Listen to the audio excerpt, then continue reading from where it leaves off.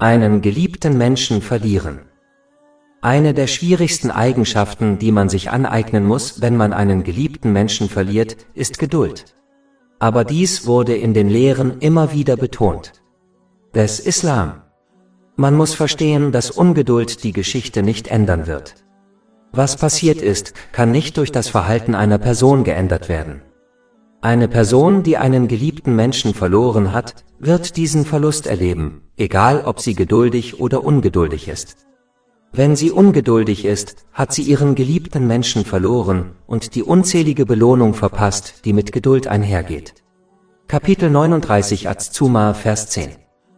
In der Tat wird den Geduldigen ihre Belohnung ohne Berechnung ohne Begrenzung gegeben. Mit ihrem Verhalten sogar Allah, dem Erhabenen, missfallen.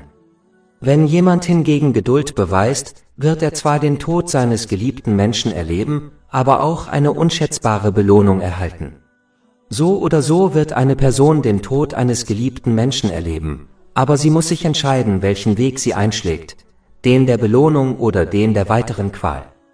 Dies hängt mit einem Hadith in Sahih Muslim Nummer 7500 zusammen, der besagt, dass jeder Fall eines Gläubigen zu Segnungen führen kann. Wenn jemand in schwierigen Zeiten Geduld und in guten Zeiten Dankbarkeit zeigt, wird er immer mit den Segnungen Allahs, des Erhabenen, umgeben sein. Darüber hinaus muss man sich immer an den Hadith des heiligen Propheten Muhammad, Friede und Segen seien auf ihm, erinnern, der in Sahih Bukhari Nummer 6424 zu finden ist. Er besagt, dass jemand, der um Allahs Willen geduldig ist und den Verlust eines geliebten Menschen erdulden muss, mit nichts anderem belohnt wird als mit dem Paradies. Auch wenn der Verlust eines geliebten Menschen äußerst schwer ist, sollte man immer daran denken, dass Allah, der Erhabene, niemandem mehr aufbürdet, als er bewältigen kann. Kapitel 2 Al-Baqarah, Vers 286. Allah verlangt von keiner Seele mehr, als ihre Fähigkeit es zulässt. Der Tod ist eine Realität, die für jeden Menschen zeitlich festgelegt ist. Er kann nicht aufgeschoben oder beschleunigt werden, und das Verständnis dieser Tatsache kann einem dabei helfen, zu akzeptieren, dass der Tod eines geliebten Menschen zu einem bestimmten Zeitpunkt unvermeidlich war. Kapitel 3 Eli Imran, Vers 145. Und es ist nicht möglich, dass jemand stirbt, außer mit der Erlaubnis Allahs und gemäß einem festgelegten Beschluss. Deshalb ist es sinnlos, Ungeduld in einer Sache zu zeigen, die unabänderlich ist, und es wird niemandem etwas nützen. Eine weitere Sache, die einen Menschen dazu ermutigt, Geduld zu entwickeln, ist das Verständnis, dass der geliebte Mensch in eine viel bessere Welt übergegangen ist als diese vergängliche Welt. Ja, man kann nicht garantieren, wer ins Paradies oder in die Hölle kommt, aber es ist eine Lehre des Islam, immer auf die unendliche Gnade und Vergebung Allahs, des Erhabenen, zu hoffen. Kapitel 39 Az-Zumar, Vers 53. Sprich, ihr Diener, die ihr euch selbst gegenüber verfehlt habt, verzweifelt nicht an der Barmherzigkeit Allahs. Wahrlich, Allah vergibt alle Sünden. Tatsächlich hat niemand das Recht, die unendliche Gnade und Vergebung Allahs, des Erhabenen, einzuschränken. Daher sollte man immer hoffen, dass Allah, der Erhabene, seinem geliebten Menschen vergibt und ihn am Tag des jüngsten Gerichts ins Paradies führt. Daher sollte man über die Schwierigkeiten der materiellen Welt nachdenken und sich freuen, dass der geliebte Mensch ihnen entkommen ist und in die Gnade Allahs, des Erhabenen, gelangt ist. Diese Haltung ist in Bezug auf diejenigen, die in ihrer Kindheit gestorben sind, offensichtlicher und offensichtlicher, da es keinen Zweifel gibt, dass alle Kinder direkt ins Paradies kommen. Dies wird an vielen Stellen bestätigt, beispielsweise im Hadith in Sahih Bukhari, Nummer 7047. Es ist wichtig zu beachten, dass wahre Geduld, wie in einem Hadith in Sahih Bukhari, Nummer 1302 empfohlen wird, während einer Katastrophe zum Ausdruck kommt, und zwar vom Beginn der Schwierigkeiten an. Jeder muss die Realität akzeptieren, im Laufe der Zeit einen geliebten Menschen zu verlieren. Das ist Akzeptanz, nicht wahre Geduld. Es ist wichtig, ein weit verbreitetes Missverständnis im Islam anzusprechen. Manche glauben, es sei nicht erlaubt, über Verstorbene zu weinen. Das ist falsch, denn der heilige Prophet Muhammad, Friede und Segen seien auf ihm, weinte oft, wenn jemand starb. Zum Beispiel weinte er, als sein Sohn Ibrahim, möge Allah mit ihm zufrieden sein, starb. Dies wird in einem Hadith bestätigt, der in Sunan Abu Dawud Nummer 3126 zu finden ist. Tatsächlich ist das Weinen über den Tod eines Menschen ein Zeichen der Barmherzigkeit, die Allah, der Erhabene, in die Herzen seiner Diener gelegt hat. Und nur diejenigen, die anderen gegenüber Barmherzigkeit zeigen, werden von Allah, dem Erhabenen, Barmherzigkeit erfahren. Dies wurde vom heiligen Propheten Muhammad, Friede und Segen seien auf ihm, in einem Hadith empfohlen, der in Sahih Bukhari Nummer 1284 zu finden ist. In demselben Hadith wird deutlich erwähnt, dass der heilige Prophet Muhammad, Friede und Segen seien auf ihm, über seinen verstorbenen Enkel geweint hat. Auch der heilige Prophet Muhammad, Friede und Segen seien auf ihm, weinte, als einer seiner Gefährten, möge Allah mit ihm zufrieden sein, dem Tod nahe war, und wies in diesem Hadith in Sahih Muslim Nummer 2137 deutlich darauf hin, dass eine Person nicht dafür bestraft wird, wenn sie über den Tod einer Person oder über die Trauer, die sie in ihrem Herzen empfindet, weint.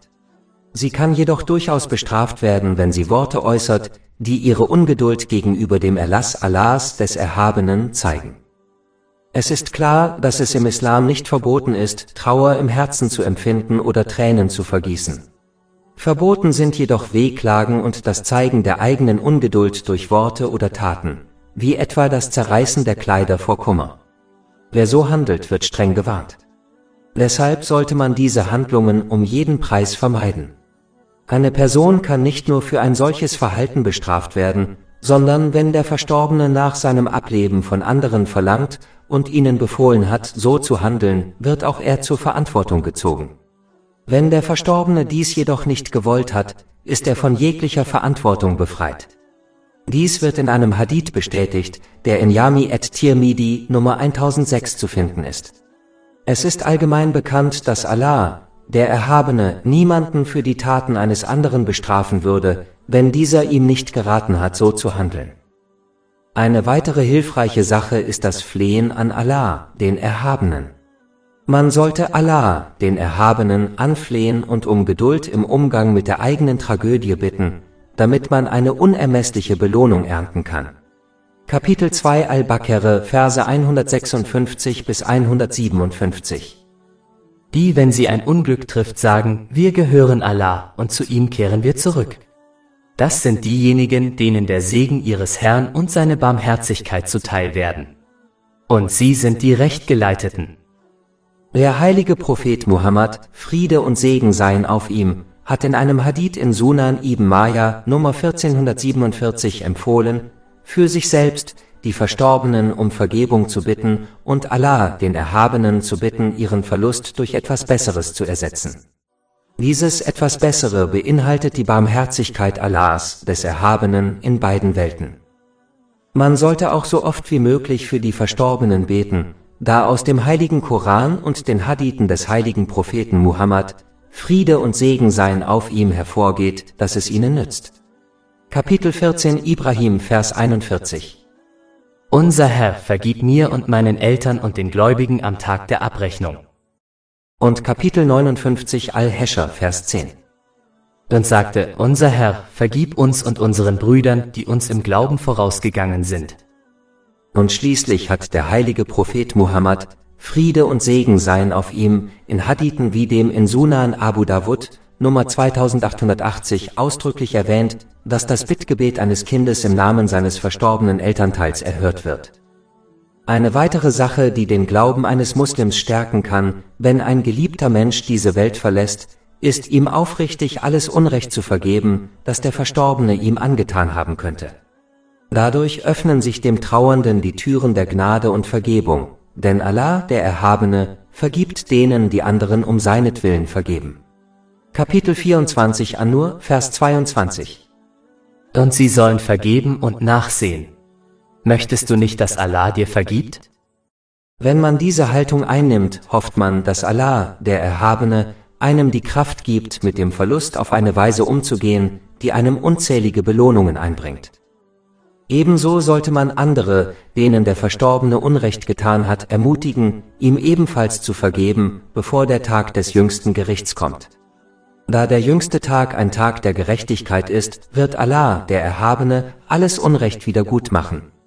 Wenn also jemand, der einem anderen Unrecht getan hat, von seinem Opfer keine Vergebung erhält, wird er gezwungen sein, seine guten Taten seinem Opfer zu überlassen und, falls erforderlich, seine Sünden auf sich zu nehmen, bis Gerechtigkeit hergestellt ist.